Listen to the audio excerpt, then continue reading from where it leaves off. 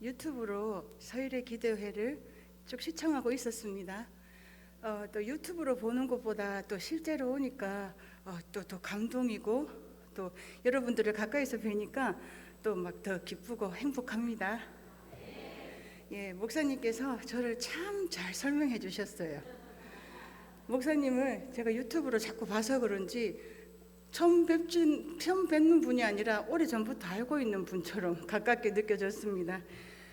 제가 대구에서 왔는데 대구에는 예쁜 여자들이 많잖아요. 예전에는 많았어요. 지금은 뭐 전국이 다 예쁜 여자지만 제가 예쁜 여자입니다라고 저를 소개해 주신 건 또 제가 그렇게 해달라고 또 아까 살짝 말씀드렸거든요. 진짜 예쁜 사람은 굳이 자기가 얘기 안 해도 그냥 다른 사람이 예쁘다라고 해주더라고요. 세상이 보는 겉모습에는 예쁨이 없습니다. 사실은 다 아픔에 숨겨져 있어요. 하나님만 아시는 거죠. 그런 제가 이렇게 마스크를 쓰고 제 나이 고등학교 1학년 1988년도부터 저는 마스크를 쓰고 다녔어요. 지금은 이렇게 데일리 마스크가 있지만 80년대 그때 제가 마스크를 쓰면 마스크를 잃어버릴 때까지 썼거든요. 왜 썼을까요? 지금은 코로나 때문에 우리가 마스크를 쓰고 있지만 저는 상처받고 싶지 않아서, 더 나아가서 놀림받고 싶지 않고 구경당하고 싶지 않아서 마스크를 쓰고 다녔습니다. 물론 마스크를 쓴다고 뭐 제 얼굴이 안 보이는 건 아닙니다.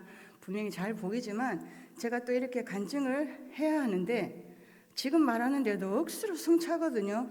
근데 갑자기 마스크를 벗으려면 약간 억수로 당황하고 좀 용기가 없거든요. 여러분들이 용기를 저에게 좀 막 부어주시면 제가 마스크를 벗겠습니다. 고맙습니다. 감사합니다. 감사합니다. 코로나 시대에 제가 간증을 그래도 했습니다. 코로나 시대에 우리 마스크 벗으면 난리 났잖아요. TV에서 뉴스에 막 나오고. 근데 한국에 마스크 벗었다고 박수 받은 여인이 있는데 그 여인이 누군지 아세요? 예. 하나님의 은혜로 제가 마스크를 쓰고 수십 년 앞으로도 쭉 저는 천국 갈 때까지 마스크를 쓰고 다닐 겁니다. 물론 집에서는 안 쓰지만 외출할 때는 신발을 신기 전에 제가 마스크를 착용하고 신발을 신습니다. 그런데 결코 제 자신이 부끄럽고 뭐 그래서가 아니라 사람들이 저를 알지 못하기 때문에, 저를 모르기 때문에 그냥 눈에 보이는 대로 그냥 막 던지는 그 말들의 상처가 너무 심하다 보니까 마스크를 쓰고 다니는데 저는 이 붉은 점이 태어날 때부터 가지고 태어났어요. 저와 여러분들의 차이가 있다면 그전에는 어릴 때는 저는 희야가 세상 사람들이 다 싫어하는 줄 알았어요. 아니 싫어했어요. 누구도 제 옆에 오려고 하지 않고 저와 이야기하려고도 하지 않습니다. 더더욱이 그런 애 친구는 없죠. 얼굴의 점 때문에 사람들이 나를 미워하고 싫어한다라고 생각을 했어요. 그런데 제 키가 자라고 제 마음이 자라고 말씀을 들으면서 믿음이 자라므로 제가 이 얼굴이 제가 가지고 태어난 이 점이 부끄러운 게 아니라 아픈 사람을 놀리는 사람들이 부끄러운 것이라는 걸 알게 되었어요.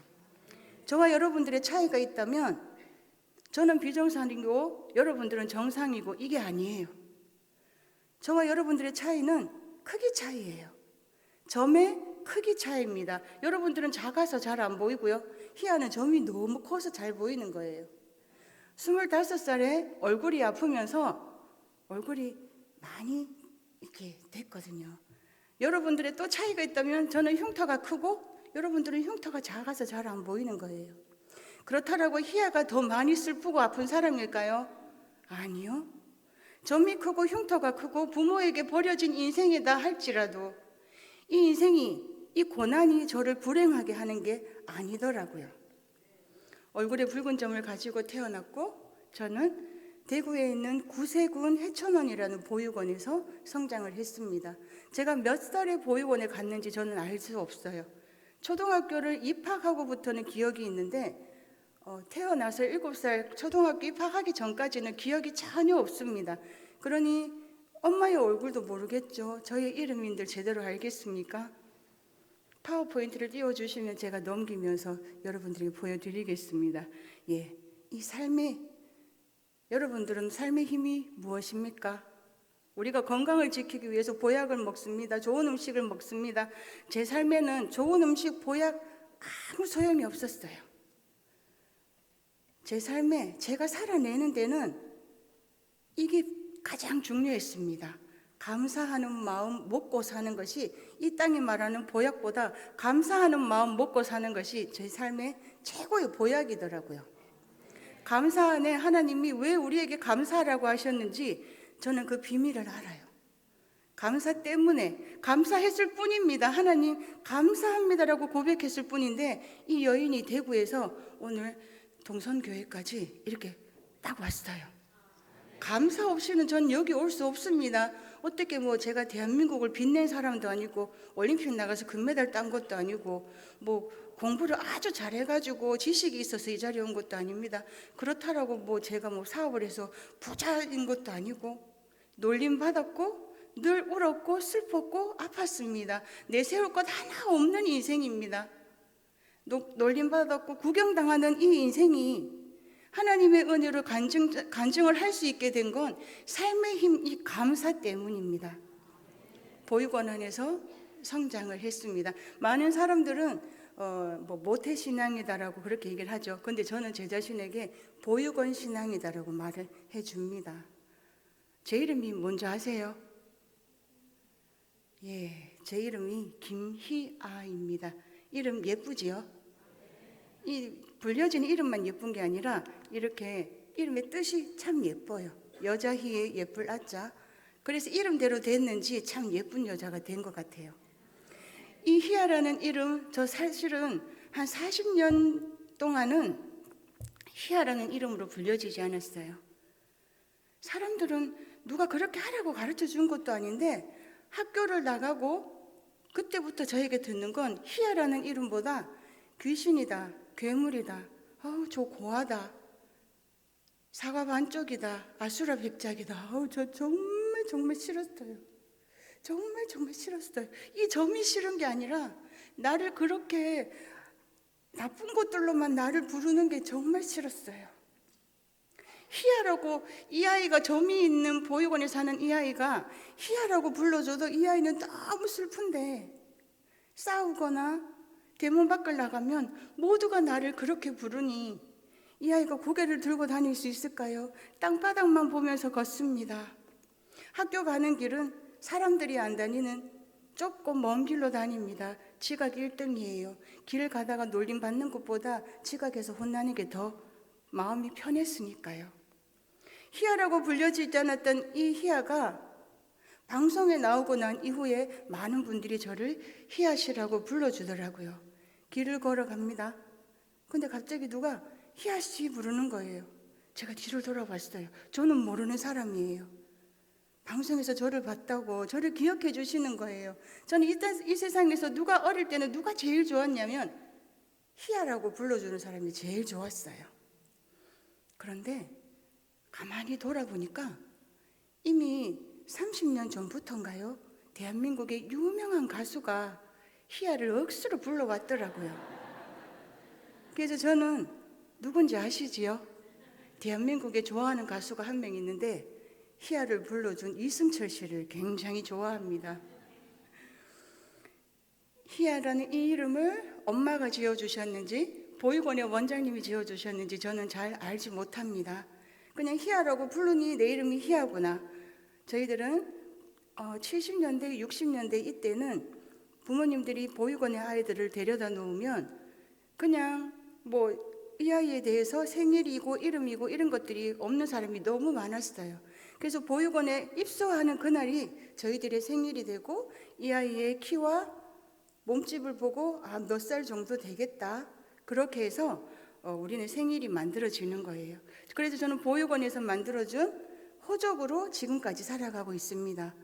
제가 버려진 그날이 7월 7일이 저의 생일이 되었고 저는 73년 7월 7일 김희아의 호적을 만들어서 지금까지 이렇게 살아가고 있습니다. 100여 명의 여자아이들이 보육원에 함께 살았어요. 100여 명의 여자아이들이 함께 사는데 어린 시절에 조금씩 저도 모르게 그 아이들이 부러운 거예요. 보육원에 있는 아이들이 너무 부러운 거예요. 왜 부러웠냐면 똑같이 부모님 없는데 점이 없어서, 점이 작아서가 아니라 저에게는 없는 그 아이들에게 있는 게 너무 부러웠어요. 그것이 무엇이었냐면 후원자님이었습니다. 다른 아이들은 후원자님이 2명도 있습니다. 3명도 있어요. 그런데 1명도 없는 희아는 이 땅에 그 누구도 저를 후원해 주는 사람이 없었어요. 후원자님이란 그 아이의 생일이 되면, 또 성탄절이 되면 선물을 주고 카드와 편지를 써주고, 때로는 그분들의 집에 초대를 해서 맛있는 식사도 대접해주고 그러더라고요. 너무 생일날 선물 한번 받아보고 싶었어요. 이 아이가 초등학교 때 교회를 가면, 저희들은 물론 보육원이 구세곤이라는 기독교 교단에서 운영하는 보육원이다 보니까 원장님이 주일만 되면 교회에 가야 된다고 해서 어린 시절엔 교회를 갔습니다. 교회를 가면 제가 제일 좋아하는 시간이 찬양하는 시간이에요. 유일하게 제가 목소리를 낼 수 있으니까요. 더 나아가서는 하나님의 귀에 내 목소리만 들렸으면 좋겠다라는 마음으로 찬양을 억수로 크게 불렀어요. 찬양만 부르고 말씀은, 목사님은 분명히 한국말을 하는데 영어를 하는 것처럼 못 알아듣겠더라고요. 그런데 어느 날 키아가 찬양이 끝나고 목사님이 들려주시는 말씀을 듣는데 한 말씀이 귀에 딱 들어오는 거예요. 너희들이 간절히 원하는 게 있으면 하나님 앞에 기도드리는 거야. 하나님이 그 기도를 들어주실 때까지 간절히 기도하는 거야. 10살짜리 희아 귀에 목사님의 그 말씀만 귀에 쏙 들어온 거예요. 그때부터 이 희아가 하나님 앞에 이렇게 기도드렸습니다. 하나님, 저 후원자님 한 명만 만나게 해주세요. 식사 시간에 둘러앉아서 식사 기도가 끝이 나고 나면 저는 꼭 뒤에 하나님 후원자님 만나게 해주세요. 하루의 일과를 마치고 보육원에 있는 우리 아이들이 함께 기도를 하고 잠자리에 들기 전 하나님 후원자님 한 명만 만나게 해주세요. 그렇게 간절히 기도드렸어요. 어떻게 됐을까요? 맞아요. 안 만났으면 제가 이렇게 간증 못하겠죠. 그런데 어느 날 학교를 마치고 오니까 보육원의 선생님이 오늘 손님 오시니까 희야 나중에 부를 때 세수 깨끗이 하고 깨끗한 옷 입고 사무실로 내려와 그러시더라고요. 저는 그게 뭘 말하는지 몰랐습니다. 부를 때 내려갔어요. 저를 후원해 주시겠다고. 엄마랑 아빠랑 2 자녀가 함께 4명이 보육원을 방문해 주신 거예요. 저는 그분들 앞에 인사를 하는데 그 사람들이 눈치를 살폈어요. 어릴 때부터 눈치가 백단이었거든요. 이 사람이 나를 좋아하는지 미워하는지 싫어하는지 표정만 보면 다 아는 거예요. 이 아이가. 그분들에게 안녕하세요 이렇게 인사하고 그분들의 표정을 살폈습니다. 그분들의 표정은 길에서 만났던 나를 쳐다보는 사람들의 표정과 똑같았어요. 그리고 짧은 이야기를 나누고 그분들은 집으로 돌아가셨고, 선물처럼 다가왔던 후원자님이 아침 안개처럼 사라져 버렸어요. 저도 잘 알아요. 얼굴에 점이 없었다면 나도 다른 아이들처럼 그분이 나를 후원해 주시지 않았을까? 아니, 이 점이 없이 태어났다면 어쩌면 내가 이 보육원에 살지 않아도 되지 않았을까? 희아는 어느 누구에게도 내 아픔을, 내 눌림을 말할 곳이 없습니다. 다시 하나님 앞에 기도드렸습니다. 하나님, 후원자님 한 명만 만나게 해달라고요. 그렇게 하나님 앞에 기도드렸고 어느 날 희아 앞으로 이 카드와 편지들이 날아오기 시작했어요. 모으기 시작했습니다. 제 삶에 어쩌면 감사를 알고 감사를 모으기 시작한 처음이 이 카드와 이 편지가 아닐까. 이 카드 속에 이렇게 적혀 있더라고요. 사랑하는 희아에게 내가 항상 너를 축복하고 너를 위해서 기도한단다. 후원자님이 제 생일날 카드와 편지를 보내주시면서 너를 사랑하고 너를 위해 기도하고 너를 축복한단다라고 편지 써주시는데 1년 365일 중 364일이 슬퍼도 7월 7일 후원자님이 후원하면서 보내주시는 그 카드와 편지들 때문에 1년 365일이 슬프지 않은 날이더라고요. 모았습니다. 만약에 저 편지 속에, 저 카드 속에 사람들이 놀리는 귀신이고 아수라백작이고 사과 반쪽이라는 이런 말들을 저 편지 속에 썼다면 저는 편지를 다 찢어버렸을 거예요. 제가 제일 좋아하는 말, 듣고 싶어하는 말, 희야가 저 안에 들어있기 때문에 저는 모으기 시작한 거예요. 제 삶의 가장 소중한 물건입니다. 제가 이렇게 강연을 가거나 학교에, 중학교에 특히 제가 강연을 가면 선생님들이 그러셔요. 교직생활 1에 중학생 아이들이 강의를 이렇게 조용하게 잘 듣는 건 처음 봤다라고 말씀을 해주시더라고요. 그런데 그 중학생 아이들이 어떤 줄 아세요? 강연을 듣고 나서 들고 있던 종이에다가 노트에다가 막 편지를 써줘요. 그러면은 거기다 희야 강사님이라고 써주니 또 그걸 또 얼마나 제가 감사하게 들고 오겠습니까? 어떤 아이들은 2층에 앉아서 강의를 들으면서 예쁘다라는 3글자를 써가지고 저에게 막 흔들어 주는데 얼마나 감동이었는지 모릅니다. 그리고 또 가지고 와서 또 모아두는 거예요. 희야라고 희야라고 적어준 그것 때문에 나를 희야라고 불러주는 사람에게서 고마움과 감사를 이 아이가 조금씩 알아가기 시작했어요. 그런데 하나님 앞에 간절히 기도드렸는데 이 아이가 빼먹은 게 있어요. 국적을 하나님 앞에 말씀을 드려야 되는데 하나님 앞에 국적을 말을 안 했더니 하나님께서 미국 사람을 보내주셨어요.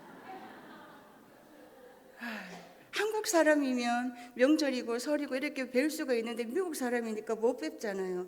그래서 제 나이 10살 때부터 25살 때까지 저를 후원해 주시고 25살에 이제 저도 직장을 구하고 성인이 다 되어서 이제 후원을 그만해 주셔도 됩니다. 지난날 이 아이를 후원해 주셔서 감사합니다라는 마지막 편지를 띄우고 그분과 인연이 끊어졌어요. 그런데 늘 보고 싶더라고요. 제가 보고 싶은 분이 있다면 저를 낳아주신 저의 엄마와 그리고 유일하게 저를 후원해 주신 후원자님이었습니다. 그런데 하나님께서 이 후원자님을 만날 수 있는 기회를 주셨어요. 저는 구세군에서 성장을 했습니다. 이분이 한국의 구세군이 100주년 되는 해에 한국에 오신 거예요. 서울시청 광장에서 이분의 뒷모습만 봤습니다. 뒷모습만 보고 그냥 제가 막 저도 모르게 자석에 이끌리듯이 걸어가고 있는 거예요. 그리고 이분의 턱 밑에 대고 편지에서나 써봤던 후원자님의 이름을 불러봤습니다. 진 리건이. 제가 먼저 이분을 안았는지 이분이 먼저 저를 안아주셨는지 알 수 없지만 길에서 놀림받았고 나를 아프게 할 때 내가 흘렸던 그 눈물의 맛이랑 나를 유일하게 사랑해준 내가 만나고 싶은 분의 품에 안겨서 흘리는 그 눈물의 맛이 너무나도 다르더라고요. 제가 영어를 정말 잘한다라면 정말 영어를 이 땅에서 할 수 있는 아름다운 말, 좋은 말, 그 감사한 모든 말들을 이분에게 다 전하고 싶은데 제가 학교 다닐 때는 공부는 좀 했거든요. 그런데 이분에게 제 마음을 전하는 데는 거창한 영어는 필요하지 않았습니다. 제가 알고 있는 2 단어, 진리건이 I love you, thank you라는 말이면 충분했습니다. 그런데 이상하게도 이분은 미국 사람이라서 그런지 모르겠지만 제가 길을 걸어 다니면 다짜고짜 사람들이 저에게 아줌마 얼굴이 어쩌다 그래 됐어요 이렇게 묻거든요. 그러면 마음이 너무 아파요. 어떤 사람들은 미안한데 내가 너무 궁금해서 그런데 어쩌다 그렇게 됐어요 물으면 괜찮아요. 저는 태어날 때부터 이렇게 큰 복점을 가지고 태어났어요. 제가 그렇게 얘기를 해주거든요. 그런데 이 후원자님은 저에게 아무런 것도 묻지 않았어요. 네 얼굴이 언제부터 그렇게 됐냐라고 25살에 너의 사진을 봤을 때는 지금 이 모습이 아닌데 왜 이렇게 변해버렸냐라고 묻지 않았어요. 왜냐하면 그렇게 묻는 것조차 미국 사람들은 신뢰라고 하더라고요. 제가 또 마음 아파할까봐 제가 이야기할 때까지 기다려 주시더라고요. 짧은 만남을 뒤로하고 미국에 계신 후원자님이 미국으로 돌아가셨어요. 지금 연세가 너무 많으셔서 또 언제 뵐 수 있을지는 모르겠지만 저는 또 후원자님을 만나면 제가 할 수 있는 말은 진리근이 I love you, thank you겠지요. 하나님의 은혜로 이 한 사람의 이 후원을 통해서 김희아가 보육원에서 우는 것이 아니라 늘 슬퍼하는 것이 아니라 어두운 구석을 찾는 것이 아니라 밝고 명랑하게 잘 자랐습니다. 보육원에 버려져서 고아원 출신이라고 가정교육을 못 받았다라고 하지만 저는 그렇게 생각하지 않습니다. 저는 보육원에 입소한 그날이 하나님의 품에 안긴 날이며 하나님이 저에게도 믿음을 선물로 주셨고 하나님을 믿음으로 하나님이 저 같은 자에게도 구원을 허락하여 주셨으니 보육원에 입소한 그날이 제 인생의 가장 축복받은 날이지 않을까, 축복의 날이라 생각합니다. 보육원에서 100여 명의 여자아이들과 함께 살면서 사람과 사람이 마주 앉아서 이야기하는 법을 배웠습니다. 보육원의 많은 아이들과 함께 식사를 하면서 사람과 사람이 마주 앉아서 밥을 먹는 법을 배웠습니다. 저에게 가족이 없었다면, 늘 저를 어두운 구석에 가두어 놓았다면 사람들을 만나는 게 가장 무섭고 두려웠을지도 모르겠습니다. 학교 가는 그 길 놀림받고 온다 할지라도 보육원에 들어서면 그냥 웃고 재미있는 거예요. 물론 싸우고 할 때도 있습니다. 보육원의 삶이 다 고통스러웠다라고 할 수 없습니다. 그렇다라고 행복했다라고 할 수 없습니다. 어떤 분이 그러시더라고요. 내가 이렇게 말하면 희아 씨한테 미안한데 부모님이 있다고 다 행복한 거 아니야. 그래서 제가 그랬습니다. 그래, 맞아. 부모님이 있다고 다 행복한 거 아닌 것처럼 보육원에 산다고 다 불행한 게 아니야. 저는 지금도 머리카락을 이렇게 길러야지 길을 걸어 다닐 수 있는 힘이 생깁니다. 삼손처럼 뭘 들어 올리는 힘이 아니라 머리카락으로 내 얼굴의 반을 어떻게 해서든 조금이라도 가려야지 어릴 때는 학교에 갈 수 있는 힘이 생기는 거예요. 길을 걸어 다닐 수 있는, 학교에 갈 수 있는 힘이 생기는 거예요. 초등학교를 졸업하고 중학생이 되면서 이제 사춘기가 되니까 이 아이가 이제 겁이 나기 시작했습니다. 왜냐하면 저를 만나는 선생님들이 저를 좋아하지 않는 걸 얘는 너무 잘 알거든요.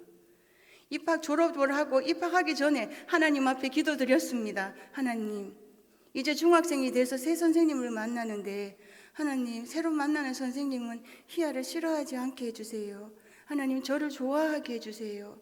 미워하지 않게 해주세요. 그렇게 기도드리고 입학을 했어요. 키가 작아서 제일 앞자리에 앉았습니다. 선생님의 눈을 똑바로 볼 수가 없어요. 공부라도 잘하면 공부 잘하는 그 힘의 고개라도 좀 들고 있겠지만 공부도 못하는 보육원에 사는 얼굴에 점이 있는 이 아이가 누구랑 눈을 마주칠 수 있겠습니까? 오직 책상만 보고 선생님을 못 보고 있었어요. 그런데 이 선생님은 이상하게도 수업 시간에 들어오시기만 하면 희아 왔니? 희아 왔어? 저의 이름을 그렇게 불러주시는 거예요. 저는 누가 제일 좋다고요? 희아라고 불러주면 진짜 좋아하는 사람인데 선생님한테 말도 안 했는데 선생님은 연신 희아를 불러주시는 거예요. 얼마나 희아를 불러주셨는지 칠판에다가 문제를 적어놓고 나면 또 희아를 부르는 거예요. 그때는 좀 난감했어요. 선생님이 희아 이 문제 한번 풀어봐라 그러시면 희아라고 불러주시니까 제가 일어나서 그 문제의 답을 말했습니다. 그랬더니 우리 선생님이 그러시더라고요. 희아, 큰 소리로 대답 잘했다. 그러니까 답은 아니다 이 말이죠. 우리 선생님이 그렇게 네 문제 이거 틀렸다가 아니라 큰 소리로 대답 잘했다라고 칭찬을 해주시는데 큰 소리로 얘기하면 좋은 거구나. 그때부터 교실에서 웃음소리가 제일 큰 아이가 한 명이 생겼는데 그 아이가 누구냐면 비밀입니다. 중학교를 졸업한 친구들에게 물어봤어요. 희아라고 하면 희아를 생각하면 뭐가 떠올라? 그랬더니 희아, 내가 네 생각하면 복도 지나갈 때 하도 크게 웃는 소리가 들려서 창문으로 딱 쳐다보면 네가 제일 크게 웃고 있더라 그러더라고요. 선생님의 칭찬이 쌓이고 선생님이 저를 이름을 불러주시면서 이 아이가 머리카락을 길러야지만이 학교에 갈 수 있는 힘이 생기는데 저희 담벼락을 사이에 두고 남자 중학교가 있었거든요. 그때는 한 반에 60명, 10반이 있었잖아요. 그러면 600명, 3학년까지만 1000몇백 명이 그 길을 다니는데 이 아이가 이 얼굴에 점을 숨기기 위해서 그 길을 뚫고 지나가는데 이 아이가 얼마나 부담스러웠겠습니까? 그러니 학교 공부는 일체 관심 없었어요. 어떻게 하면 피해 다닐까? 어떻게 하면 좁고 먼 길로 내가 사람들 덜 만나고 갈까? 사람들이 나를 놀릴 때 내가 어떻게 해야 되는지를 배우고 싶은데 그런 건 안 가르쳐 주더라고요. 남들이 내 가방을 뺏어서 내 가방을 물웅덩이에 집어 던지는데 그때 나는 어떻게 해야 하는지 그걸 좀 가르쳐 주면 좋겠는데, 놀림받아서 나를 아프게 해서 울고 있으면 오히려 저를 향해 그런 말을 합니다. 얼굴이 저래가지고 맨날 놀림받고 저래 맨날 울고 다닌다고. 누구 하나 다가와서 희야 아프지? 괜찮니? 그렇게 말해주는 사람이 한 사람도 없었어요. 그런데 유일하게 희야 잘했다라고 칭찬해 주시는 그 선생님의 칭찬이 쌓이면서 이 아이가 어느 날 학교를 가는데 이렇게 변해버린 거예요. 지금도 저는 머리 묶으라고 하면 머리 못 묶습니다. 집에서 혼자 있을 때는 머리 묶지, 중학교 학교 가는 길에 이 사춘기가 접어든 이 아이가 이렇게 머리를 묶고 간다는 건 그때 용기가 어디서 나왔는지 모르겠습니다. 머리를 바짝 묶어서 교실에 갔어요. 물론 수없이 놀림 받았죠. 놀림은 어제 받았고 아래도 받았고 1년 전에도 받았는데 매 순간순간이 처음 받는 것처럼 아픈 거예요. 괜찮습니다. 교실에 가면 저를 불러주시는 선생님이 있으니까요.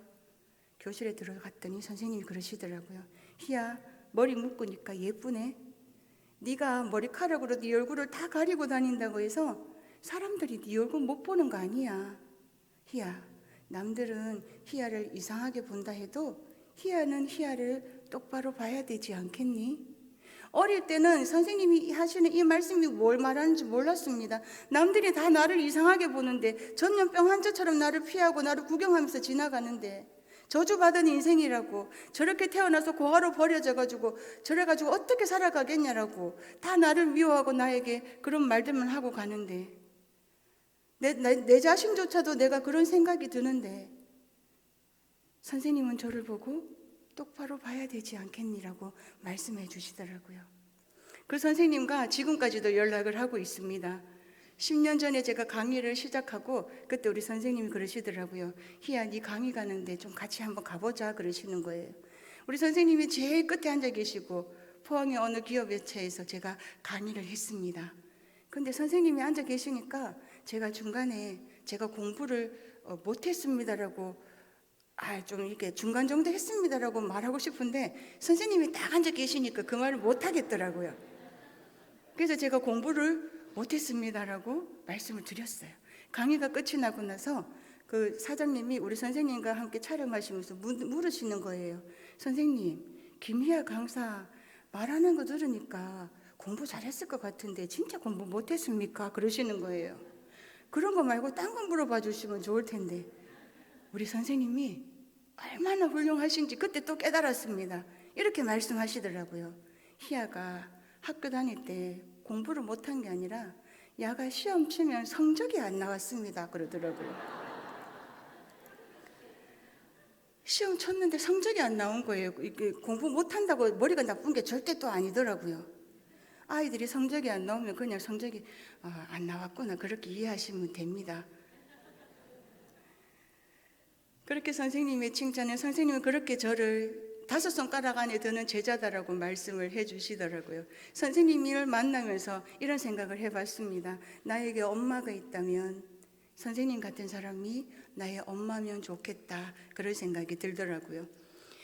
보육원 안에서 울었던 날들이 많았고 보육원 안에 같이 살면서 많은 사람들과 살 때 그 아이들과 우리가 나눈 이야기가 어떤 이야기였을까요? 늘 원망하고 불평하며 살았을까요? 나를 버린 부모를 욕하면서 원망했을까요? 그런 소리를 들어본 적이 없어요. 감사하게도 보육원 안에서 원망하는 소리, 불평하는 소리를 듣고 자라지 않았습니다. 그 속에서 감사를 더 배워가기 시작했어요. 그런데 저희들은 20살이 되면 보육원을 나가야 돼요. 고등학교 한참 사춘기 때는 도망가고 싶은 마음도 있었습니다. 사람들이 저를 보고 희야 니는 점만 없으면 진짜 예쁜 얼굴인데 하도 그런 말들을 저에게 너무 많이 가스라이팅을 해가지고 정말 점만 없으면 예뻐질까 싶어가지고 고등학교 때 빨리 도망가서 돈을 많이 벌어가지고 이 얼굴의 점을 수술해야 되겠다 그런 생각도 했었습니다. 도망가고 싶다라는 생각을 할 때와 막상 20살이 돼서 보육원을 나가라고 할 때는 이 느낌이 완전히 다르더라고요. 고등학교 3학년이 되면서부터 걱정이 되는 거예요. 나는 어디 가서 살지? 내가 여기서 나가면 나는 이제 어떻게 살지? 하나님 앞에 기도드렸습니다. 하나님, 이제 20살이 되면 저희들은 보육원을 다 나가야 됩니다. 하나님 잘 아시지요. 하나님, 저에게 이렇게 큰 점을 주실 거면 하나님 다른 사람처럼 부모님이라도 주시든지요. 부모님을 안 주실 거면 보육원의 아이들처럼 얼굴에 점이 작아서 잘 안 보이게 해주시든지요. 정 이렇게 큰 점을 저에게 주셔야겠거든. 하나님, 옷으로 가릴 수 있는 부분에 주시든지요. 하나님, 저는 이제 어떻게 살아가요? 20살에서 시간이 멈춰버렸으면 좋겠어요. 그렇게 하나님 앞에 눈물을 흘리면서 세상으로 나가는 게 두려워 기도했습니다. 그런데 고등학교 3학년 여름방학 중이었어요. 옆에 앉아 계시는 보육원의 원장님이 저를 부르셨습니다. 희야, 고등학교 졸업하고 나면 모든 아이들이 보육원을 떠나야 돼. 너도 마찬가지야. 근데 희야, 너는 정년 퇴직할 때까지 여기에서 선생님으로 일해라 그러시는 거예요. 왜 보육원의 원장님이 저를 보육교사로 취직을 시켜주셨을까요? 제가 만약에 공부를 잘했다면 얼굴은 이래도 그냥 동생들 공부 가르쳐 주라고 공부를 잘해서 보육교사를 취직시켜 주셨다면 많은 사람들이 공감하고 이해를 했을 거예요. 제 자신조차도 이해할 수 없습니다. 공부를 저는 못했습니다. 그렇다면 천사처럼 너무 착해서 동생들 잘 돌봐주라고 보육교사를 시켜주셨다면 이해를 하겠지만 제 안에는 사랑이라는 세포 자체가 없는 사람입니다. 놀림받았던 제가, 놀림 구덩이에 있던 제가 어떻게 남을 사랑할 수 있겠습니까? 공부를 잘한 것도 착한 것도 아니라면 이 얼굴에 있는 이 점 때문에 저는 보육원을 떠나도 되지 않은 선택을 받은 거예요. 하나님 앞에 눈물을 흘리면서 나는 어떻게 해요라고 했던 옥상에 올라가서 하나님께 다시 기도드렸습니다. 하나님, 저는 오늘 감사의 차별을 받았습니다. 하나님, 저는 사람들이 제 얼굴을 보고 어떤 말을 한다 할지라도, 나를 보고 어떤 구경을 한다 할지라도 하나님, 제 얼굴에 있는 이 점은 이제 복점입니다. 하나님, 얼굴의 점을 반만 주셔서 감사합니다.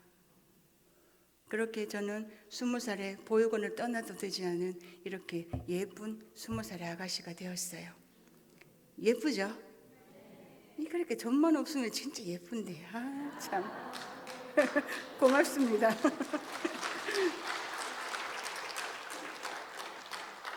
아이고, 저 때는 허리가 24인치였거든요. 30년 뒤에 저 허리 24인치가 허벅지로 내려왔어요. 이렇게 될 줄 몰랐습니다. 뭐 그래도 20대 때 허리 24인치로 살아봤으니 또 감사하잖아요. 지난날의 후회를 가지고 와서 원망하고 불평할 필요는 없지만 지난날의 감사를 가지고 와서 되새김질 하니까 또 행복해지더라고요. 그래서 저를 살아봤으니 또 얼마나 감사합니까? 저를 보고 많은 사람들이, 저를 아는 사람들이 그랬어요. 언니 보면 김혜수 씨 닮았어 그래요. 삼초 김혜수입니다. 그리고 더 나아가서는 저보고 그런 말도 하더라고요. 희연이는 샴푸 모델 해야 되겠다. 희연이는 손 모델 해야 되겠다. 여러분 그런 모델 해야 되겠다 소리 들어보셨어요? 저는 그런 걸 들으면서 자랐어요. 진짜 얼굴에 점만 없으면 어쩌면 저를, 여러분들과 저희가 더 일찍 만났을지도 몰라요. 그래도 괜찮습니다. 하나님의 은혜로 보육원 안에서 저는 직장 생활을 하기 시작했어요. 91년 2월 제가 첫 월급을 받았습니다. 20만 3,100원을 받아들고 하나님 앞에 11조를 드리고 감사한금을 드리고, 그리고 어릴 때부터 첫 월급을 사면 부모님에게 선물해야 된다는 거 어디서 들어가지고 또 보육원의 원장님께 예쁜 선물을 사드리고 돈을 모으기 시작했어요. 이 돈을 모아서 제가 뭘 하려고 했냐면 얼굴에 있는 이 붉은 점을 치료하고 싶은 거예요. 한 5, 6개월 60만 원을 모았습니다. 60만 원을 모아들고 대구에 있는 병원에 갔어요. 500원짜리 동전 크기만큼 레이저 치료를 받는데 60만 원이 들었습니다. 이제 레이저 기계가 제 살갗을 스치고 지나가는데 마치 생사를 그냥 송곳으로 긁는 듯한 통증이에요. 그런데 이 통증은 놀림받는 통증보다 차라리 이 통증이 나아요. 30분만 참으면 되니까요. 레이저 기계가 제 살갗을 스치고 지나가고 하루 이틀 지나서 물집이 않고 딱지가 않습니다. 딱지가 떨어지고 나면 저도 여러분들처럼 뽀얀 속살이 나올 거라고 기대를 했습니다. 그런데 딱지가 떨어지면서 오히려 피부만 더 나빠졌어요. 이 점이 너무 고착이 되어 있는지 아니면 너무 깊이 있는지 하나님이 없애주시지 않으면 없어지지 않는다는 걸 깨달았습니다. 그런데도 욕심에 또 돈을 모으는 거예요. 몇 번 더 해보고 싶어가지고 없애고 싶어가지고 몇 번을 더 했습니다. 안 없어지는 거예요. 그리고 사람들이 몇 년의 시간이 흐르고 그러더라고요. 희한이 그때 그 레이저 치료한다고 돈 썼는 걸로 그때 땅을 사놨으면 좋았을 걸 그러더라고요. 지금 생각하면 좀 그런 것 같기도 하고요. 치료를 몇 번 더 해봤으니 또 감사하더라고요. 괜찮습니다. 하나님께서는 분명히 감당할 수 있을 만큼만 주셨고 이 아픔을 가지고 이 땅을 살아갈 수 있을 때 피할 수 있는 길도 분명히 허락하셨으며 감당할 수 있는 힘도 주신다고 주님이 분명히 말씀하셨습니다. 놀림받는 그 길을 걸을 때마다 아픔을 제 마음에 심으며 남들이 나를 놀렸던 원망을 내 마음에 심는 것이 아니라 그 속에서도 하나님, 저 사람이 저를 봤는데 두 번 안 쳐다봐줘서 너무 감사해요. 그렇게 감사한 것들을 기도하고 감사한 것들을 고백하면서 더 밝고 명랑하게 보육원에서 생활을 했습니다. 그런데 원장님이 저를 보육교사로 정년 퇴직할 때까지 일을 하라고 하신 이유는 이 여인을, 얼굴에 점이 있는 저 아이를 아무도 이 땅에서 사랑해 줄 사람이 없을 거란 걸 알고 계셨던 거예요. 저도 그렇게 알았습니다. 이 땅에 속담 중에 집신도 짝이 있다라는 그 말을 하면 저는 좀 난감했어요. 제 집신은 짝이 없을 거 저는 아니까. 왜냐하면 다른 동료들은 누군가가 다가와서 야, 어느 교회에 믿음 좋은 멋진 청년이 있는데 한번 만나볼래? 그렇게 소개를 시켜주는데 아무리 허리를 24인치를 쫄라매고 모델 해도 될 정도의 머릿결을 가지고 있다 해도 아무도 저를 소개시켜주는 사람이 없더라고요. 그런데 보육원의 직장 동료 한 명이 저를 좀 많이 좋아해 줬어요. 자기 남자친구가 있는데 그 친구의 친구 한 명 데리고 오라고 할 테니까 오늘 우리 만나러 가자 그러는 거예요. 제가 얼굴을 이렇게 문질렀습니다. 내 얼굴이 이런 데라고는 말은 할 수 없지만 내 얼굴이 그랬더니 같이 가자. 그래서 제가 거울 앞에 앉아서 여러분들은 쿠션인가 이런 걸로 조금씩 탁탁 바르시지만 저는 이 얼굴에 붉은 점을 가리려면 파운데이션을 한 숟가락 떠야 돼요. 그 한 숟가락으로 이 얼굴에 점을 숨기고 내 얼굴을 표 안 나게 가리려면 파운데이션을 그만큼 두껍게 발라야 하는데 생애 처음으로 남자친구를 소개받으러 가는 날 화장도 예의라고 하는데 그렇게 변장을 하고 남자친구를 만나러 갔습니다. 그런데 저는 지금도 얼굴이나 몸에 로션을 못 바르거든요. 로션을 바르면 몸에 랩을 뒤집어 쓰고 있는 것 같이 답답해서 로션을 못 발라요. 그런데 이렇게 변장하고 있으니까 정말 답답하고 오히려 붉은 점을 내놓고 다닐 때보다 숨기고 다니는 그 길이 더 사람들이 나를 더 쳐다보는 것 같더라고요. 좀 표가 나나 이런 생각도 들고요. 같이 밥을 먹고 차를 마셨습니다. 그리고 보육원에 돌아오는 그 길에 내 가슴에는 473-207을 써놓았는데도 내 전화번호를 안 물어가 주더라고요. 화장을 벗겨내면서 이런 생각을 했습니다. 내 얼굴에 점이 좀 펴났나? 그럴 수도 있지. 그리고 일주일 뒤에 연락이 왔어요. 희아씨 전화번호 가르쳐 달라고 하는데 가르쳐 줘도 되겠냐고. 어떡할까요? 가르쳐 줄까요? 제가 지금 이렇게 많이 뚱뚱해져 있지만 아가씨 때는 억수로 도도했거든요. 그래서 제가 처음이라는 말하면 또 부끄럽잖아요. 그래서 이렇게 말했습니다. 한두 번도 아니고 가르쳐 주세요 하고는 제 심장 소리가 들릴까 봐 전화를 얼른 끊었어요. 심장이 쿵쾅거렸냐고요? 아니요, 심장이 나와서 박수치고 들어갔어요. 아유, 제 인생에 처음으로 제 전화번호를 물어가 줬는데 이 사람이 얼마나 설렜겠습니까? 그런데 참 안타까운 건 이 남자가 매너가 없는지 전화번호를 알아갔으면 언제 전화해줘야 돼요, 장로님? 바로 해줘야 되죠, 전화. 죄송합니다.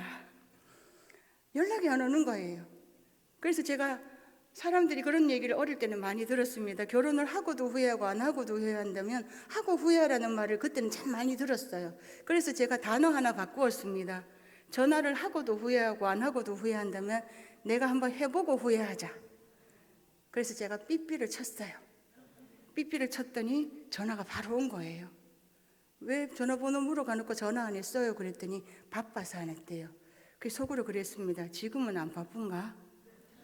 그날 전화를 한 3-4시간을 한 것 같아요.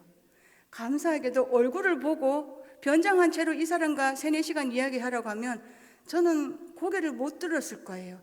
그렇게 이야기를 많이 못했을 거예요. 얼굴을 안 보고 있으니까 말하는데 너무 좋은 거예요. 그런데 이 남자친구가 전화를 안 끊는 거예요. 또 전화를 하면 제 전화 목소리가 또 한 목소리 하거든요. 지금 돌아보면 혹시 내 전화 목소리에 반했나 이런 생각도 들고요. 보육원에서 근무할 때는 한 달에 쉬는 날이 2번밖에 없었어요. 30년 전에는 24시간 아이들을 돌봤고 쉬는 날이 2번밖에 없습니다.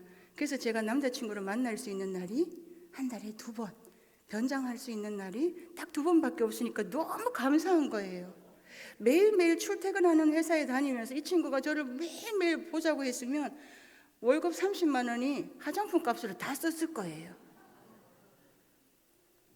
그렇게 2번을 만나고 한 10번을 만날 때쯤이었어요.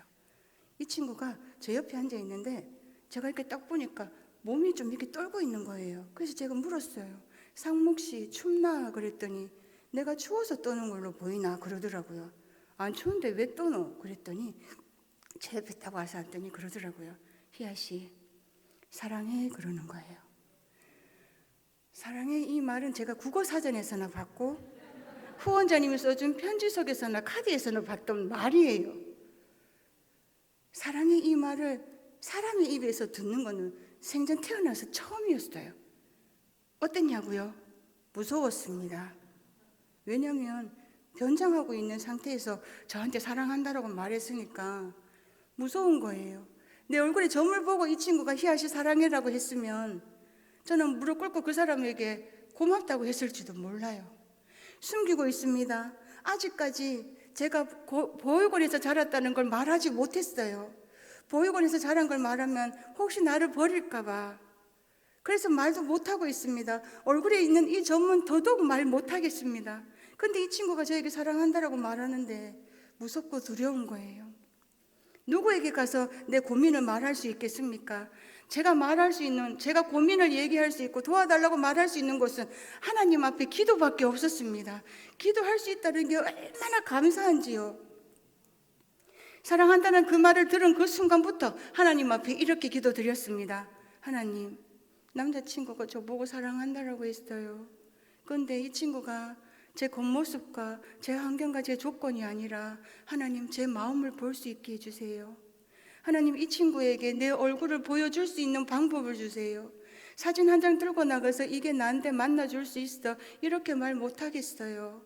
만나기로 한 날 화장하지 않고 나가서 이게 나인데 어떡할래라고 이렇게 말 못하겠습니다.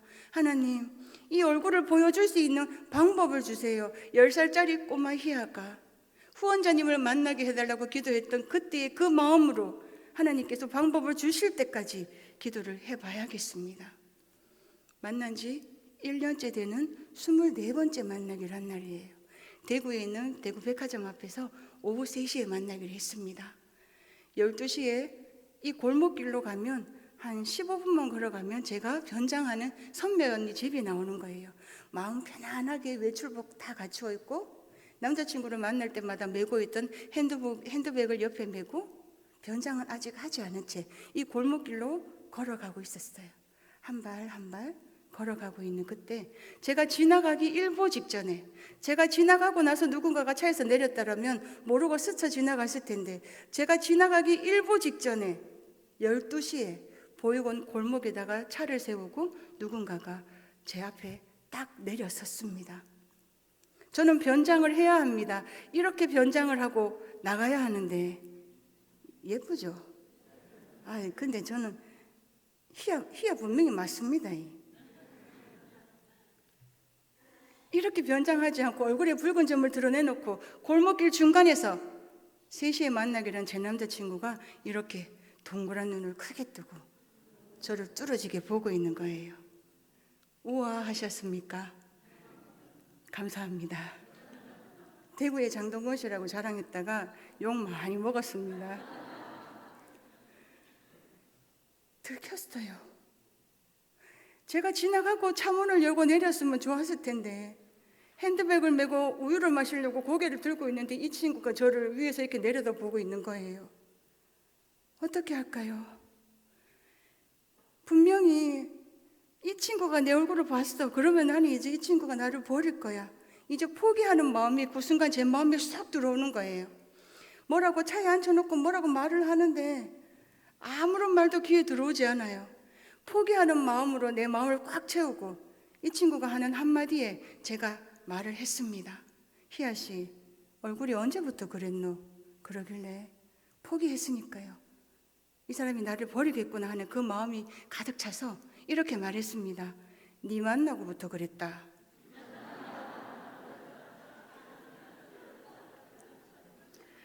지금은 이렇게 웃으면서 말할 수 있지만 그때는 엄청났습니다. 이 들켰다라는 이 마음이. 그런데 하나님 앞에 그 전날까지도 하나님 이 친구에게 내 얼굴을 보여줄 수 있는 방법을 달라고 그렇게 하나님 앞에 기도하고 잠들었고 하나님이 주신 그 기도의 응답 그 앞에서 저는 뭘 생각했습니까? 도망갈 생각을 하고 있는 거예요. 하나님이 주시는 방법 아니면 이 방법을 누가 만들 수 있겠습니까? 영화 감독 하시는 분들은 만들 수 있겠네요. 하나님 방법을 주세요 했는데 하나님께서 진짜 엄청나게 기가 막힌 방법을 주셨죠. 그런데 저는 도망갈 생각을 하고 있는 거예요. 하나님 앞에 기도해놓고 하나님이 주신 기도의 응답의 은혜 앞에서는 나는 모르고 잊어버리고 하나님이 주신 응답 앞에서 하나님이 내 기도를 응답해 주지 않으셨다고 내 기도를 듣지 않고 계신다라고 우리는 어쩌면 그런 실수를 하고 있지 않을까라는 생각을 해봤습니다. 그렇게 이 친구가 저를 선배 언니 집에 던져주고는 가버렸어요. 희아 씨, 나중에 3시에 꼭 나온네. 그랬으면 참 좋은데 아무 말도 안 하고 가버리더라고요. 언니 이 친구가 금방 내 얼굴 봤어. 나 어떡할까? 내 좀 이따 만나기로 했는데 나가지 말까? 그랬더니 그 언니도 참 용감한 거예요. 희야, 헤어질 때 헤어지더라도 만나서 헤어지고 온나 그러더라고요. 그래서 다시 변장을 하고 남자친구를 만나러 갔어요. 1시간 늦게 갔습니다. 있었을까요? 남자친구가? 없더라고요. 하나, 둘, 내가 10까지만 세고 안 오면 집에 간다. 9, 9 반, 반의 반, 반만 세고 있는 거예요. 못 가겠어요, 집에. 그런데 누군가 갑자기 뒤에서 발을 탁 거는 거예요. 보니까 남자친구가 왔어요. 또 물어오기 시작하더라고요. 희아 씨, 밥 먹었나? 뭐 먹을래? 우리 밥 먹고 영화 볼까? 뭐 볼래라고는 물어왔지만 네 얼굴이 언제부터 그랬냐라고는 그날 그 시간 이후로 묻지를 않는 거예요. 이 사람이랑 손을 잡고 길을 걸으면서 이런 생각을 했습니다. 이 사람이 좀 전에 내 얼굴 봤는데 까먹었나? 그런 생각이 들 정도로 이 친구는 제 얼굴에 대해서 아무 말도 안 했어요. 정말 하나님께 내 마음을 볼 수 있게 해달라고 간절히 기도드렸고 얼굴에 점을 보여줄 수 있는 방법을 달라고 하나님 앞에 기도드렸을 때 하나님께서 이 여인의 마음을 알게 해주셨고 이 여인의 모습을 보여줄 수 있는 하나님 방법을 하나님의 방법으로 가장 적당한 때에 허락해 주셨어요. 하나님 너무 멋지신 분이시지? 감사합니다. 하나님 감사합니다.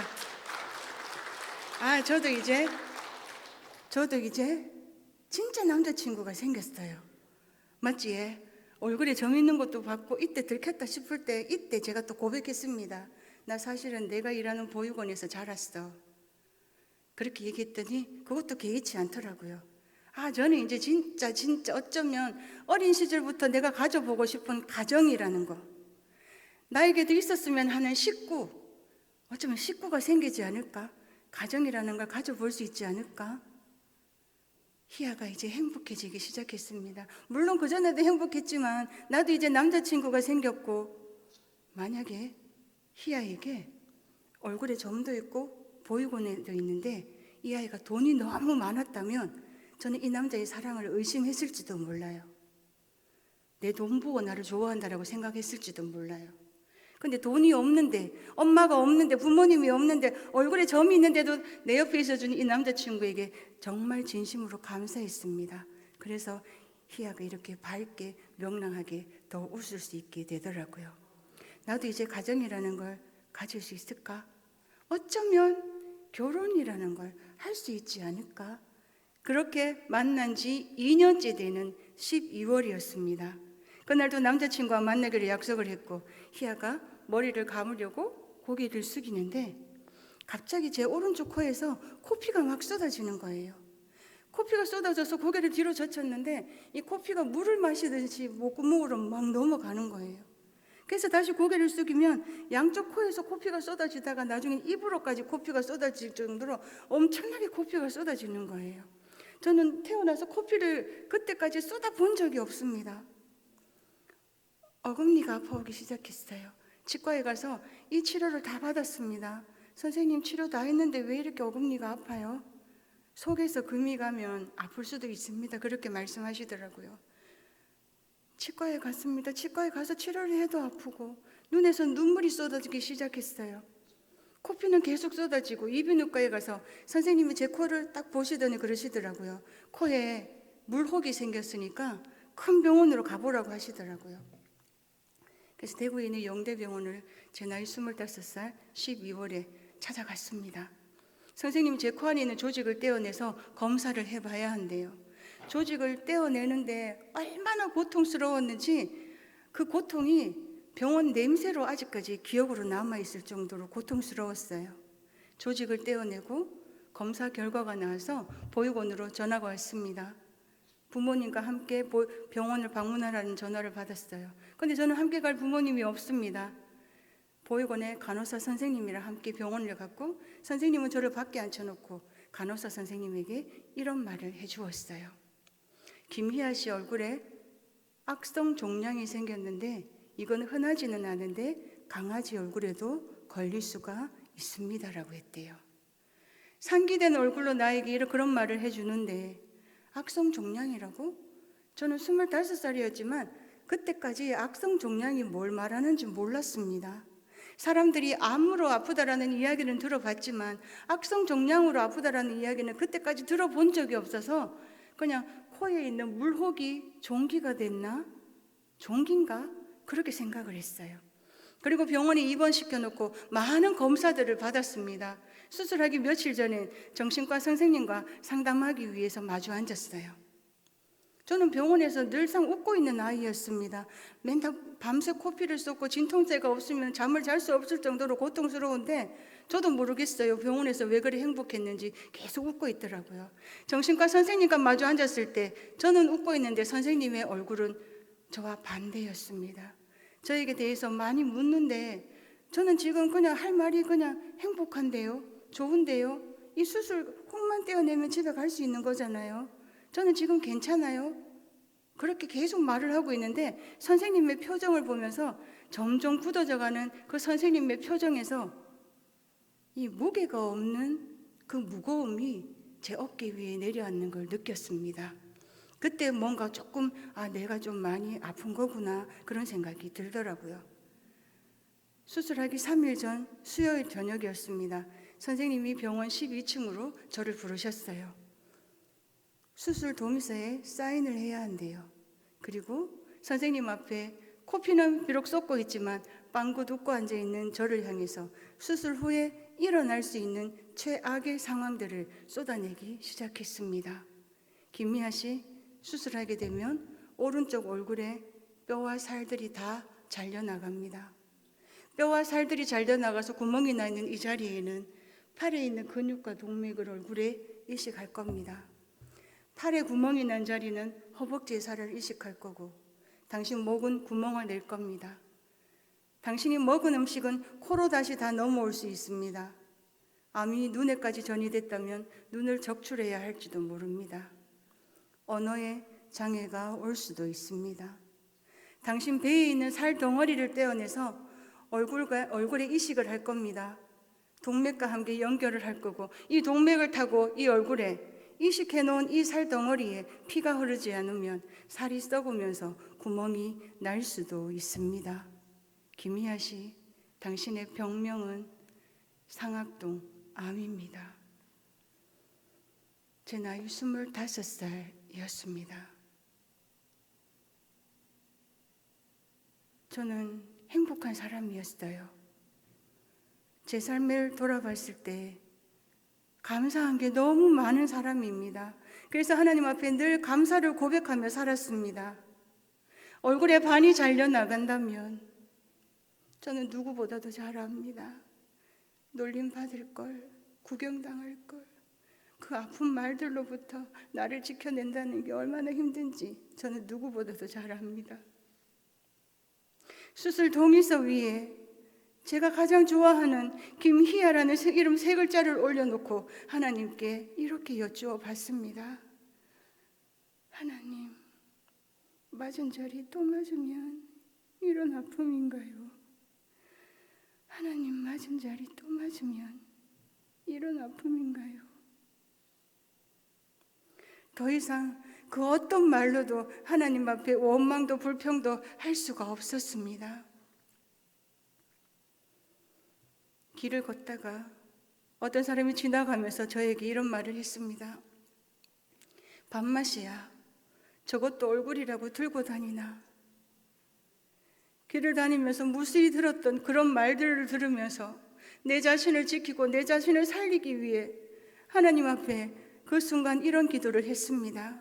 하나님, 저 사람이 지금 지나가면서 나에게 너무나도 아픈 말을 하고 지나갔습니다. 그러나 내 마음이 얼마나 아픈지 모르고 그랬을 겁니다. 하나님, 저 사람 벌 주지 마시고 축복해 주세요. 왜 나를 저주하며 지나가는 그 사람을 향해서 왜 축복하라고 하셨는지 저는 그때 깨달았습니다.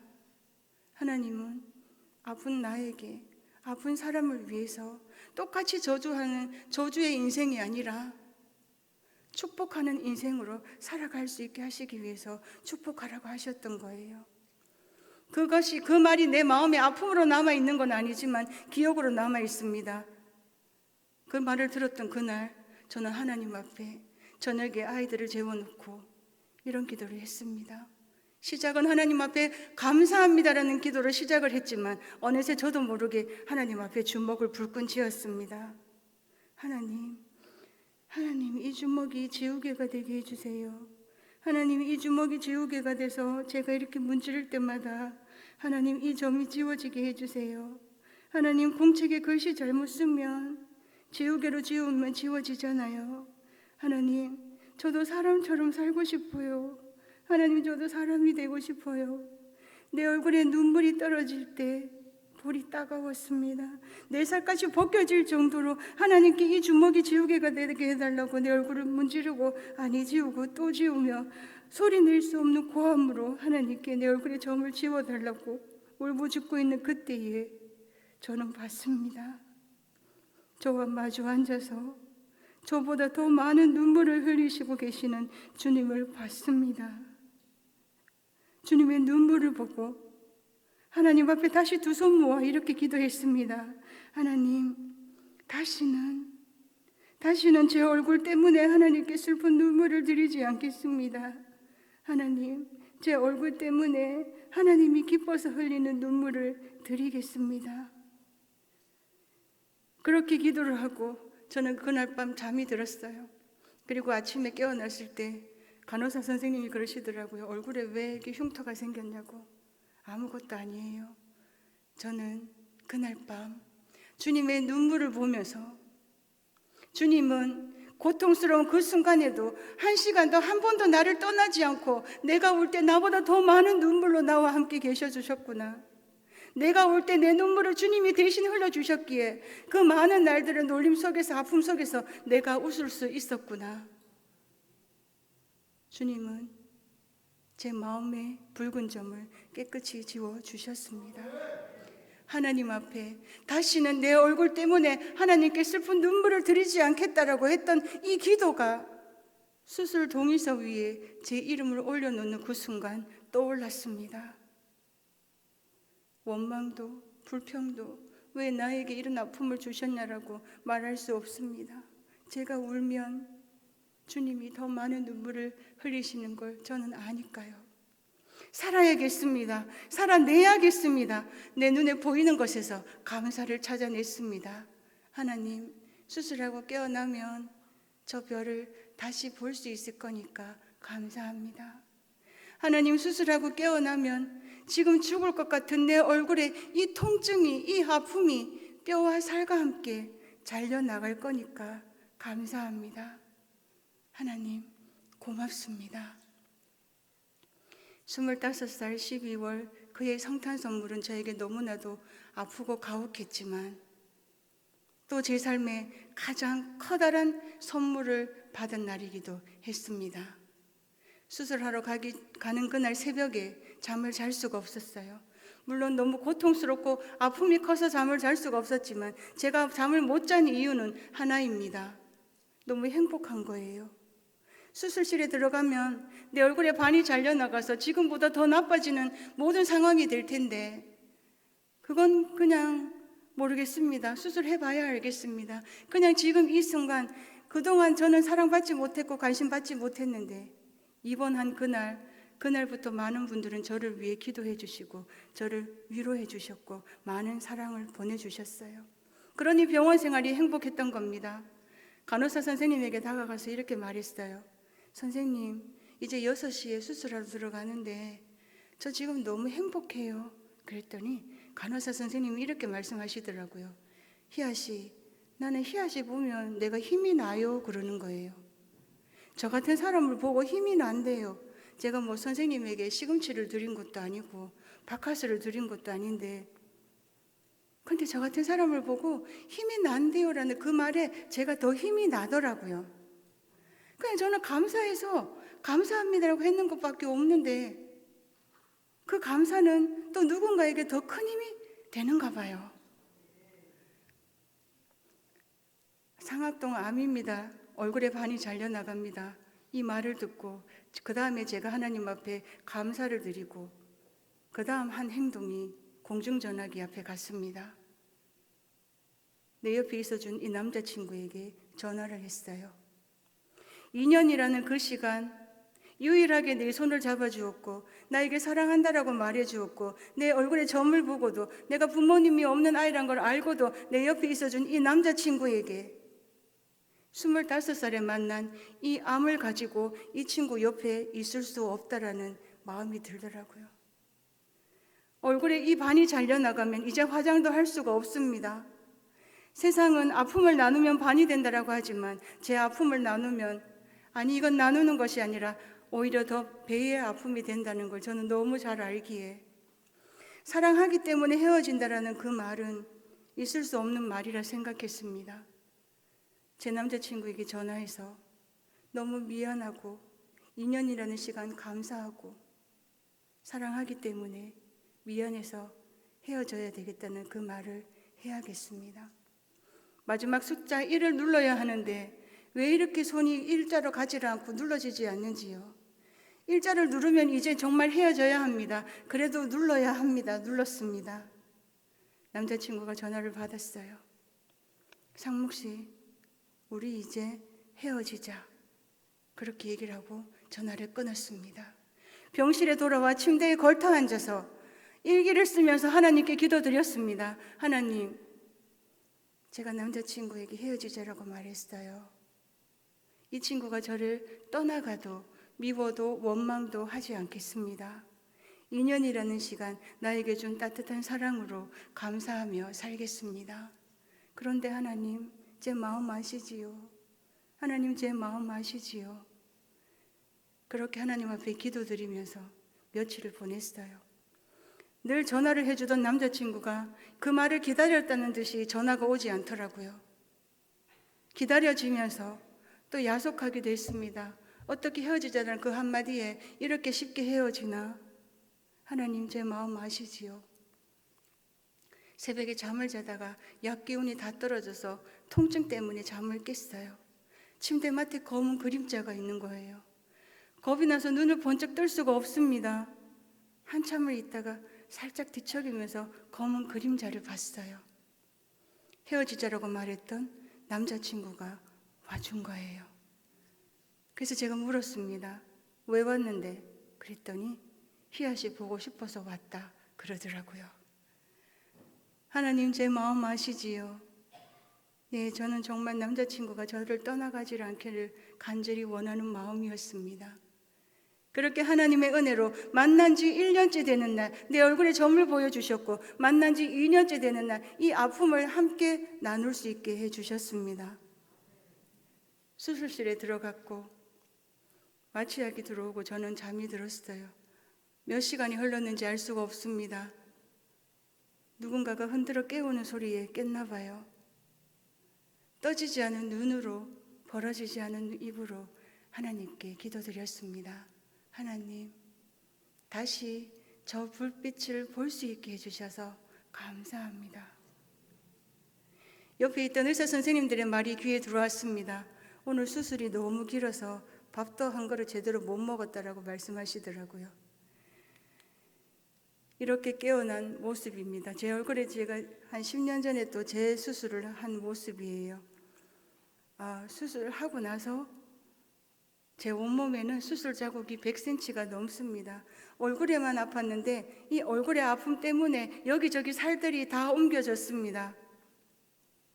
많은 사람들이 병원을 방문해 주었어요.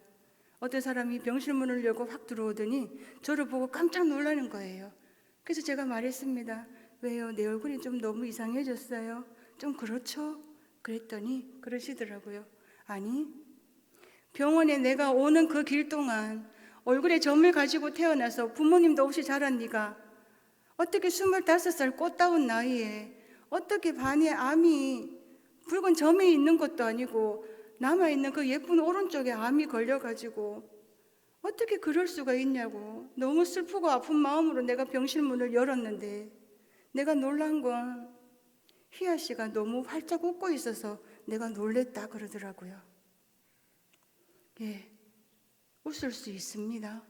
얼굴에 반이 잘려나가고 밤새 코피가 쏟아지고 내 눈에 시력은 멀어지고 눈도 코도 입도 다 삐뚤어졌습니다. 그럼에도 웃을 수 있습니다. 그럼에도 감사할 수 있습니다. 아무것도 염려하지 말고 다만 모든 일에 기도와 간구로 너희 구할 것을 감사함으로 하나님께 아뢰라. 그리하면 모든 지각에 뛰어난 하나님의 평강이 그리스도 예수 안에서 너희의 마음과 생각을 지키시리라. 내 얼굴에 반이 다 잘려나가고 더 일그러진 상태에서 제가 웃을 수 있는 이 마음의 평안이 어디에서 왔습니까? 그리스도 예수 안에서 하나님께서 우리에게 마음과 생각의 평강을 주셨기 때문에 병원에서도 웃을 수 있는 인생입니다. 믿음이 좋아서 감사할 수 있습니까, 제가? 아니요. 믿음이 좋아서가 아닙니다. 고난을 가운데도 감사하며 행복하게 살아갈 수 있는 이유는 예수님 때문에요. 예수님께서 나의 죄와 내 고통과 내 아픔, 내 두려움과 내 수치와 내 부끄러움, 그 모든 세상의 모든 질고를 예수님이 대신 십자가에 지셨기 때문에, 예수님이 대신 지셨기 때문에 이 땅에 당연한 것 하나 없다고 하지만 제 삶을 돌아볼 때 당연한 것 하나 있습니다. 고난 가운데, 어려운 가운데, 부모에게 버려졌다 할지라도, 놀림받는다 할지라도 그 모든 아픔과 슬픔 속에서도 감사할 수 있는 게 당연한 것이더라고요. 그래, 감사했는데 네가 뭐 달라졌어? 환경과 조건은 나빠졌다 할지라도 감사했을 때 하나님 주시는 평강으로 저는 이 땅의 누구보다도 행복하고 아름다운 여인임을 알게 해주셨습니다.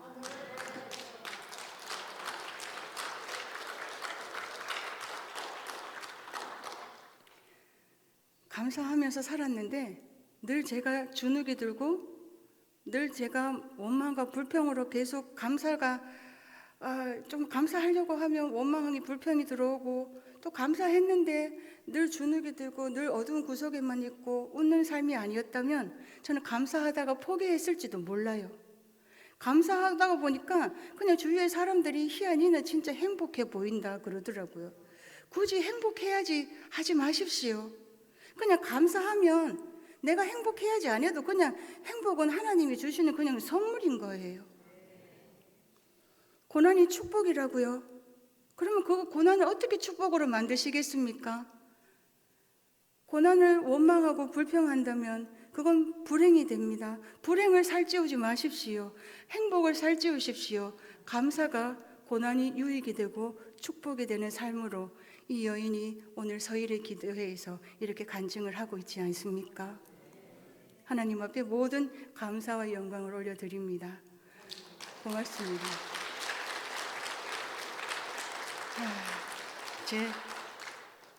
제가 얼굴이 이렇게 이제 다 일그러졌어요. 제 남자친구가 저를 떠나갔을까요? 맞아요. 안 떠나갔으니까 제가 사진 보여드렸지요. 아이고, 떠나갔는데 사진 보여줄 수 없겠지요. 세상 사람들이 그러더라고요. 희야, 네 남자친구 너무 멀쩡하다 그러는 거예요. 그래서 제가 나도 멀쩡한데요. 남자친구는 얼굴에 점이 작고 나는 점이 크고 남자친구는 상처가 작고 나는 상처가 크지. 저도 멀쩡해요. 그런데 뭐가 비정상일까요? 뭐가 장애일까요? 아픔을 아픔으로 보지 못하고는 그 눈과 그 마음과 그 말이 저는 장애라고 생각을 합니다.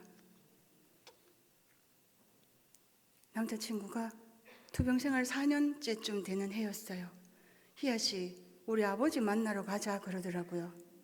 결혼하자가 아니라 우리 아버지 만나러 가자 그러는 거예요. 아버님을 만나러 가는데 변장도 할 수 없습니다. 보육원의 친구들이나 선배 언니들을 보면 결혼하자라는 이야기가 나와서 보육원에서 자랐다는 걸 이야기하면 보육원 출신이라는 그 이유만으로 다시 헤어지는 그 아픔을 너무 많이 봤어요. 그런데 희아는 보육원에서 자란 것도 모자라 얼굴에 점 있고 반이 잘려나간 이 흉터를 가득 가진 이 얼굴로 내가 아버님을 만난다면 저를 좋아하겠습니까? 제가 그랬습니다. 아버님이 나를 보고 당신이랑 결혼하지 말라고 하면 나 결혼 안 할 거야. 그랬더니 우리 아버지 그런 사람 아니다 그러더라고요. 아버님을 만나러 가는 그 걸음 한 걸음 뗄 때마다 하나님 도와주세요. 하나님 도와주세요. 하나님 용기를 주세요. 우리 아버님 앞에 마주 앉았습니다. 아버님이 제 얼굴을 쳐다보시면서 그러시더라고요. 죄인처럼 앉아있는 저를 향해서 우리 아버님이 이렇게 말씀하셨어요. 사랑은 주머니에 넣고 다니는 게 아니다. 살다가 아픈 거 어떡하겠노? 멋있지요, 우리 아버님? 고난 가운데 절망하고 내 삶의 행복을 불행과 바꾸면서 살았다면 이 고난의 축복을 저는 볼 수 없었을 것입니다. 이렇게 하나님이 큰 축복을 만들어 놓고 걸어올 때까지 주님이 기다리고 계셨던 것입니다. 아버님이 저를 사랑은 주머니에 넣고 다니는 게 아니다라는 그 말씀으로 며느리로 맞아주신 거예요. 제가 생각도 할 수 없는 제가 결혼이라는 걸 이제 꿈 좀 꿔봐도 될까요? 꿈 좀 한번 꿔보겠습니다. 이제 꿈이 아니라 희아가 이렇게 결혼식을 올렸습니다. 감사합니다.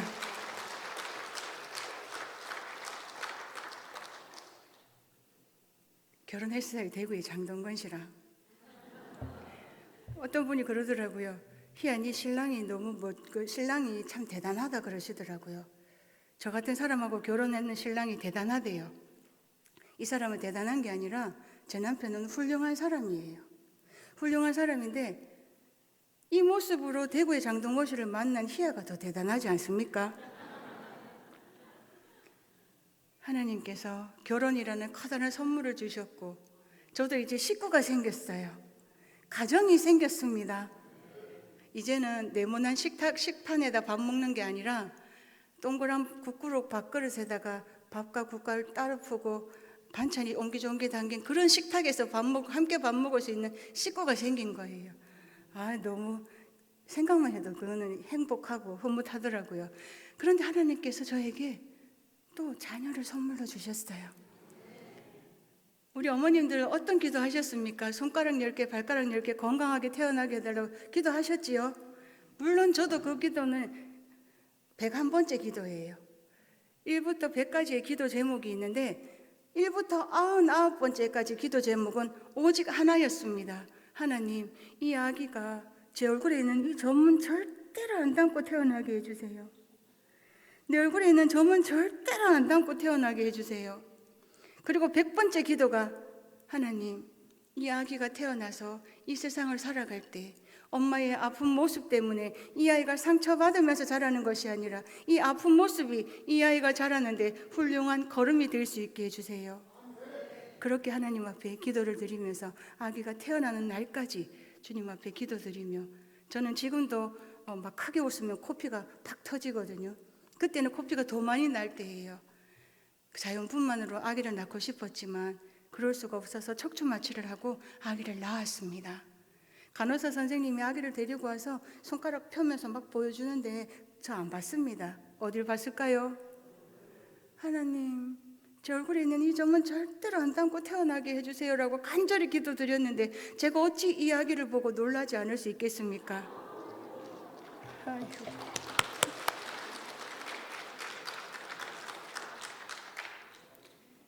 얘가 제 엄마예요. 제가 야 낳았습니다. 예쁘죠? 이 원판 불변의 법칙이잖아요, 이게. 이 붉은 점 뒤에 아름다움이 숨겨져 있는 거예요. 이 아기를 안고 저는 대한민국 모든 사람들한테 자랑하고 싶은 거예요. 데리고 다니면서 집집마다 초인종을 다 누르고 싶었어요. 나는 이렇게 아프지만 하나님의 은혜로 나는 이렇게 예쁜 딸을 낳았다라고 정말 다 자랑하고 싶은 거예요. 산후조리요. 저는 산후조리 딴 거 뭐 해본 적이 없습니다. 이 아이의 미소가 산후조리고 이 아이의 울음소리가 산후조리예요. 이 아이가 나를 쳐다보는 그 눈빛이 산후조리 보약입니다. 그래서 저는 지금 23년째 산후조리 중에 있습니다. 이 아이가 어느 날 새벽에 잠을 안 자고 많이 보채는 거예요. 그래서 이 아기를 이렇게 가슴에 안고 어르고 달래면서 거실을 왔다 갔다 거리는데 저도 모르게 이 아기 얼굴을 내려다보고 있었어요. 이 아기 얼굴을 내려다보는데 갑자기 제 얼굴에 있는 이 붉은 점이 이 아기 얼굴에 반해 비치는 거예요. 이 아기를 안고 얼굴에 비치는 그 아기를 보면서 저를 낳은 내 엄마는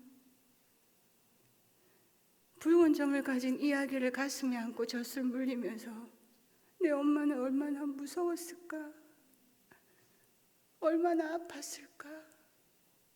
나는 지금 모든 사람들에게 이 아이가 내 아이라고 자랑하고 싶은데 엄마는 누구에게 내 아이라고 말할 수 있었을까? 엄마의 마음이 느껴졌습니다. 이렇게 태어나서 미안했습니다. 엄마라고 불러본 적이 없는 제가 이 아이에게 엄마라고 가르치면서 이 아이를 볼 때마다 나를 낳아준 내 엄마의 마음을 조금씩 알아가기 시작했습니다. 이 아기를 안고 길을 걸어 다닐 때마다 말도 알아듣지 못하는 예은이에게 이런 말을 해주었습니다. 예은아, 걸어 다닐 때마다 사람들이 엄마를 쳐다보고 수군거리지. 근데 예은아, 엄마 얼굴은 아픈 거지 부끄러운 게 아니야. 아픈 사람을 보고 수군거리는 사람들이 부끄러운 거야. 예은아, 엄마 얼굴에 있는 점은 복점이야. 말도 못 알아듣는 아이한테 제가 계속 이렇게 말을 해주었어요. 엄마의 아픈 점은, 엄마의 얼굴은 부끄러운 게 아니라 아픈 거다라고 이 아이에게 말해주었어요. 우리 예은이가 그 말을 듣고 이렇게 잘 성장을 했습니다. 예쁘지요? 우리 예은이가 늘 그럽니다. 엄마가 우리 엄마라서 너무 감사해요. 우리 엄마가 너무 좋은데 어떻게 표현을 해야 될지 모르겠더라고. 이 아이가 엄마를 얼마나 사랑하는지 저에게 이런 말을 해주더라고요. 엄마는 엄마가 없어서 불쌍하다라고 말해주더라고요. 자기에게는 엄마가 있는데, 자기에게는 내가 사랑하는 엄마가 있어도 엄마가 너무 좋은데 그런 엄마에게는 엄마가 없는 게 불쌍해 보였다는 게 7살짜리 아이가 저에게 말해줄 때 너무 감사했습니다. 네, 저는 차라리 놀림받는 귀신이라는 괴물이라는 말보다 차라리 불쌍하다는 말을 듣고 싶었습니다. 그런데 우리 예은이가 저를 향해 불쌍하다라고 말을 해주더라고요. 세상 사람들은 네가 얼굴이 그래서 애가 학교 가면 상처받을 건데라고 말을 합니다. 그러나 우리 예은이 예지는 엄마가 학교에 오는 걸 간절히 원하더라고요. 잘 자랐습니다. 고맙습니다. 우리 예은이 예지가 지금은 저렇게 어리지만 이제는 많이 컸어요. 22살, 19살입니다. 잘 성장한, 예쁘게 성장한 우리 예은이의 모습을 여러분들에게 마지막으로 보여드리고,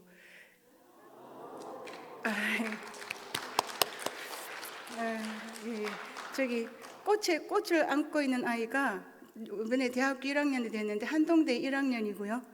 22살 우리 예은이가 첫째입니다. 예쁘죠? 예, 원판 불변의 법칙을 또 말씀드립니다. 제가 목소리로 찬양을 잘한다라면 하나님 앞에 찬양을 올려드릴 텐데 목소리는 제가 도레미 파까지밖에 못합니다. 그래서 악기로 하나님 앞에 연주를 올려드리기 위해서 5년 동안 하루에 10시간씩 연습을 해왔습니다. 은혜라는 곡을 하나님께 저는 악기로 올려드리고 여러분들은 아름다운 음성으로 하나님께 올려드리면서 삶의 힘은 감사입니다라는 제 삶의 이야기로 여러분들께 감사의 마음을 심어드리고 예쁜 여자 김희아 물러가겠습니다. 고맙습니다.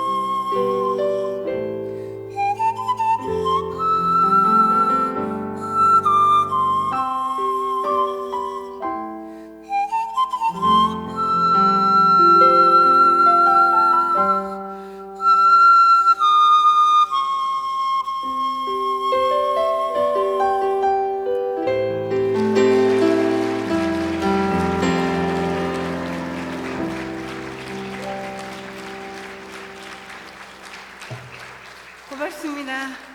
감사합니다.